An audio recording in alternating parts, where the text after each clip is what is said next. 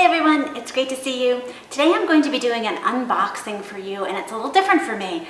I have ordered some Japanese maples. Now there are 2 Japanese maples already on our property. They are beautiful, but they were here when we moved in and I haven't had to do anything for them. They just look beautiful all on their own. However, I've been learning more about Japanese maples and I'm fascinated. I love trees and I love putting things in planters. So trees that can go in planters just seem ideal to me. So this is not a sponsored video, but I came across Mr. Maple on YouTube and I've been really impressed with all the information that they have about Japanese maples. So I decided to order a few Japanese maples from them, and they give actually a video on what to do when your Japanese maples arrive. So they have boxed them up. It says open on the side you're supposed to open, and they actually have stapled the sides of the boxes that you're not supposed to open, and you're just supposed to cut the 3 pieces of tape and open it up. This makes it really easy to open, and then they package their trees so you can just lift them right out. Now, right now it is super windy outside and super hot, which is why we are taping inside. And I can tell I should probably have something to put underneath these, but that's okay. So here is our first maple tray. This is Heartbeat. Oh, look at that. Okay, and they come wrapped in this little produce bag here. You're supposed to take this right off and water it. So that will be my next step. And then we have, this is Tattoo. I have a Japanese maple called Tattoo. The reason I got this Japanese maple is because it only gets 1 to 2 feet tall. That is a dwarf Japanese maple, so it can live its whole life in a happy little pot. Now I'm going to switch to the other side here. They really, look at how good they came through the shipping. That is pretty impressive. Okay, and it really is easy to get them out. And then the third Japanese maple here is, there we go. This is little Joe. Okay, so as I line these up, let me tell you a little bit about what I know about these Japanese maples. So let's start here over at the far left with the new Japanese maple called Little Joe. So this has a dwarf size here and has pretty small green leaves. Now this was actually found as a witch's broom, which is when a tree throws off a little mutation, and it was discovered and they were like, oh, this is a new Japanese maple. And as it turns in the fall, it will be an orange and then to a red color. Now what made me really choose this is not only is it a more rare Japanese maple, but it's going to stay about 4 to 5 feet in height and width. That's the 10-year growth projection. So it's nice and small, compact Japanese maple.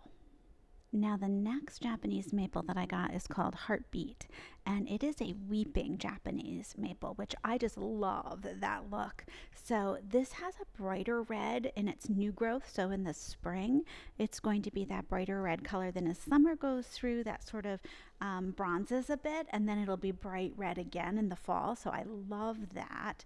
And it gets, in the 10-year span, it'll get to be about 3 to 4 feet high, 4 to 5 feet wide. So that's a nice, small, compact, weeping Japanese maple. And I think I know the perfect corner for me to plant this one in. So I'm very excited about this. And Dan loves the red Japanese maple. So this one was purchased with him in mind too. And then this last Japanese maple Tattoo is one of the smallest of the Japanese maples. So like I said, this is going to get to be about 2 feet tall, by 10 years, maybe 2 to 3 feet wide too.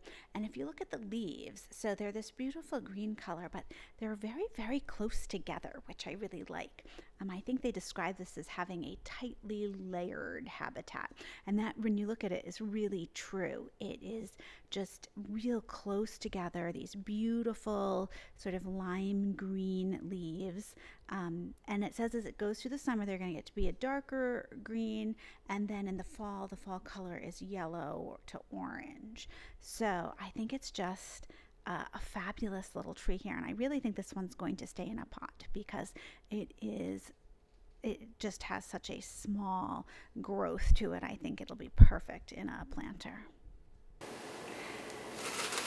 So as I undo these bags, you're going to be able to see that these are, well, you might not be able to see, but I can tell you that they're really quite moist in here. So they get watered right before they're shipped, and there's sort of like this paper disc here that helps to keep the water and dirt in.